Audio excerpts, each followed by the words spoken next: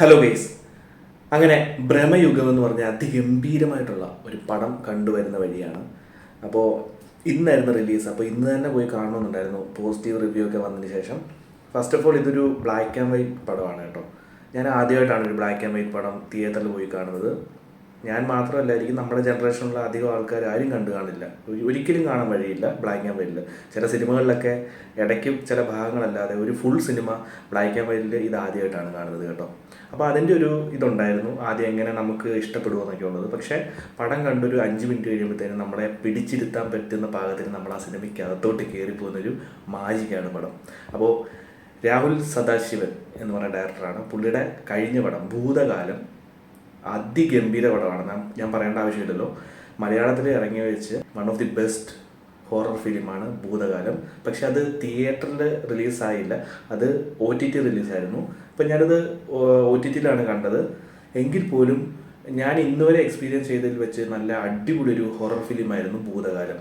അപ്പോൾ ഒരു എക്സ്പെക്റ്റേഷൻ ഉണ്ടായിരുന്നു പടത്തിന്, ഈ ഭ്രമയുഗത്തിനും. അപ്പോൾ നമ്മുടെ എക്സ്പെക്റ്റേഷൻ പോലെ തന്നെ അതിഗംഭീര പടം എന്ന് വെച്ചാൽ അതിഗംഭീര പടമാണ് ഭ്രമയുഗം. ഇതിൻ്റെ സ്റ്റോറി രാഹുൽ സദാശിവൻ തന്നെയാണ് കേട്ടോ, ഇതിൻ്റെ ഡയറക്ടർ തന്നെയാണ് കഥ എഴുതിയിരിക്കുന്നത്. പിന്നെ TD രാമകൃഷ്ണൻ എന്ന് പറഞ്ഞ ആളും കൂടെ ചേർന്നാണ് ഈ കഥ സെറ്റാക്കിയിരിക്കുന്നത്.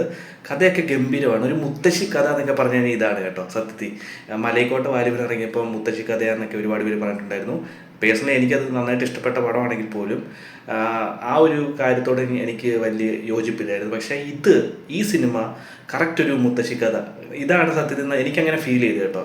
നമുക്ക് ഒരു കഥ കേൾക്കുന്ന പോലെ അത്രയും രസത്തോടെ നമുക്ക് കണ്ടിരിക്കാൻ പറ്റിയൊരു പടമാണ്, ബ്ലാക്ക് ആൻഡ് വൈറ്റ് ആണെങ്കിൽ പോലും. പിന്നെ ഇതിൻ്റെ സിനിമാറ്റോഗ്രാഫി ഷഹ്നാദ് ജലാൽ എന്ന് പറഞ്ഞ ആളാണ്.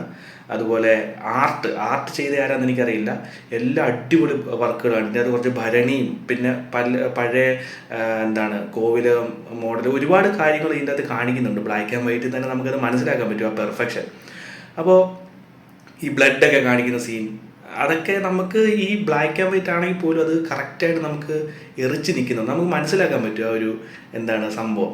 അപ്പോൾ അതാണ് ആർട്ട് വർക്കിൻ്റെ ഒരു മികവെന്ന് പറഞ്ഞു കഴിഞ്ഞാൽ. അതിൻ്റെ അത് കാണിക്കുന്ന എക്യുപ്മെൻറ്റ്സും അതുപോലെ ഈ ബ്ലഡും മറ്റു കാര്യങ്ങളൊക്കെ സെറ്റാണ് കേട്ടോ. ആ ഒരു സെറ്റ് ഇട്ടാണോന്ന് എനിക്കറിയില്ല, ആ ഒരു എല്ലാം അടിപൊളിയാണ്. പിന്നെ എടുത്തു പറയേണ്ട ഒരു കാര്യം ഇതിൻ്റെ മ്യൂസിക്കാണ് കേട്ടോ. ക്രിസ്റ്റോ സേവിയർ എന്ന് പറഞ്ഞ ഒരാളാണ് മ്യൂസിക് ചെയ്തിരിക്കുന്നത്.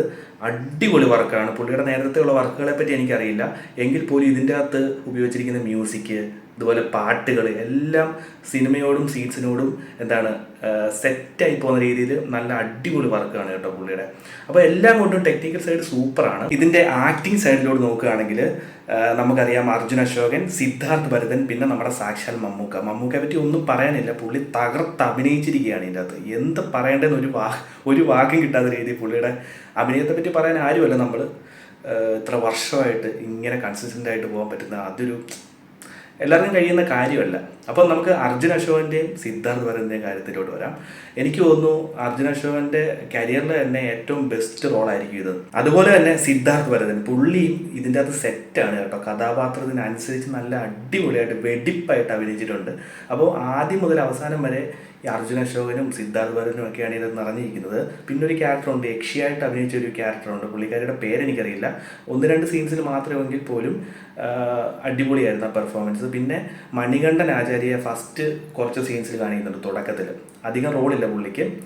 അപ്പോൾ ഈ പറഞ്ഞ പോലെ അർജുൻ അശോകൻ്റെയും സിദ്ധാർത്ഥ് ഭരതൻ്റെയൊക്കെ കരിയറിലെ തന്നെ ബെസ്റ്റ് പെർഫോമൻസ് ആണ് ഈ സിനിമയിൽ കാഴ്ചവെച്ചിരിക്കുന്നത്. അപ്പോൾ പിന്നെ ഞാൻ ആദ്യം പറഞ്ഞ കൂട്ട് തന്നെ മമ്മൂക്കയുടെ ഈ കൺസിസ്റ്റൻസി ഉണ്ടല്ലോ, എൻ്റെ പൊന്നു മോനെ, പുള്ളിക്കാരനെ വർണ്ണിക്കാൻ വാക്കുകളില്ല. നിങ്ങൾ പടം കാണുക, പടം കണ്ടു കഴിയുമ്പോൾ നമുക്ക് മനസ്സിലാവും ഒരു പുതിയ അനുഭവമാണ് കേട്ടോ. ഒരു എക്സ്പീരിമെൻ്റൽ മൂവിയാണ്, ഇതുവരെ ഇറങ്ങാത്ത രീതിയിലുള്ള അടിപൊളി പടമാണ്. ഫുൾ ബ്ലാക്ക് ആൻഡ് വൈറ്റ് ആണ്, സ്ലോ പേസിൽ പോകുന്ന പടമാണ്. വലുതായിട്ടങ്ങ് പേടിപ്പിക്കും, വലിയ ഹൊറർ പടമാണോ എന്ന് ചോദിച്ചാൽ അല്ല. നമുക്ക് ചില സ്ഥലങ്ങളിൽ നമുക്ക് പേടിക്കാനുള്ളതുകൊണ്ട്, എങ്കിൽ പോലും നമുക്ക് ഇൻട്രസ്റ്റിംഗ് ആയിട്ട് നമുക്ക് ബോറടിക്കാതെ ആദ്യം മുതൽ അവസാനം വരെ കാണാൻ പറ്റിയ നല്ല ബെസ്റ്റ് പടമാണ് കേട്ടോ രാഹുൽ സദാശിവൻ എടുത്തു വെച്ച് നമ്മൾക്ക് പ്രസൻറ്റ് ചെയ്തിരിക്കുന്നത് ഭ്രമയുഗം. അപ്പോൾ ഇതാണ് എൻ്റെ അഭിപ്രായം.